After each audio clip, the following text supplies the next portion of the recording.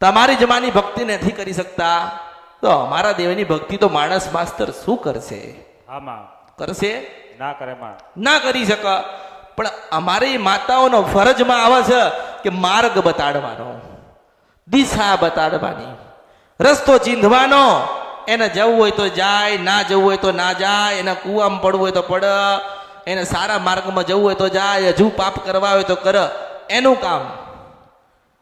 બાકી મેં તો દુનિયામાં કળિયુગમાં કીધું છે કે જેને અમૃતની મેળડીની માળા પહેરી હોય એને અધર્મના પાપના માર્ગે નથી જવાનું. સુખ તો આપો આપ નીકળશે, હું મેળડી છો. માં અને તમે મને હું આલ દીધો? તમે કેટલી મારી ભક્તિ કરી લીધી, કેટલા મારા દીવા કરી લીધા, તે તમે મને એમ કહો છો કે માતાજી આજે તો મારું આ કામ કરી દો. તમારો હક અધિકાર શું? પણ જ્યારે જ્યારે શિષ્યને દુઃખ પડે ત્યારે ગુરુ માતા આવતી હોય છે, આવતી હોય છે, આવતી હોય છે. પણ એવા શિષ્ય બનાવવા માંગુ છો કે કોઈ દાડો છેતરાય નહીં, અધર્મના અને પાપના માર્ગે ના જાય. એની માના એના પર આશીર્વાદ ના કૃપા રહે ને, એવા શિષ્યની શોધમાં છું. હા માં.